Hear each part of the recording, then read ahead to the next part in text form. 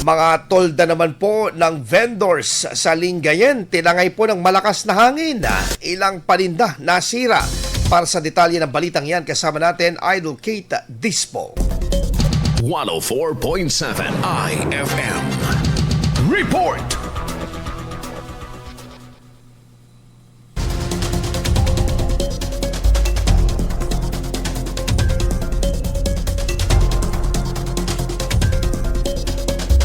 Sinira ng malakas na hangin ng ilang tolda at tent ng mga vendors sa bahagi ng Lingayen dahilan upang mabasa ang kanilang mga paninda kahapon, August 9, 2026. Dahil sa masamang panahon, hirap ngayon ang mga manlalako, partikular ang mga nagtitinda sa harap ng pamilyan sa Lingayen. Ayon sa panayam ng IFM News Dagupan, kay Rochelle Reyes, isa sa mga manlalako sa lugar, hindi nila inaasahan ang pinsalang kanilang sinapit.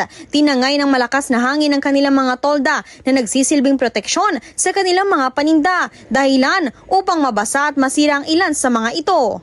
Hindi okay, madam. Kaya kaming mga nagtitinda, halos hirap kami ngayon. Dagdag pa ni Reyes, malaking hamon para sa kanila ang ganitong sitwasyon dahil tuwing Sabado at Linggo lamang sila nagtitinda, hindi gaya ng mga permanenteng puwesto sa loob ng pamilihan. Linky Day, Sabado at Linggo, dito po kami. Yun lang po ang pinagkikitaan namin, Sabado at Linggo.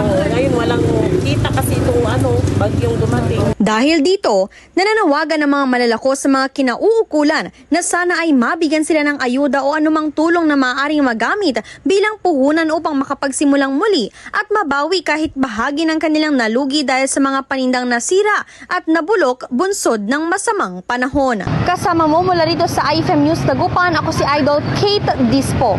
Tatak, IFM. IFM News. IFM News. IFM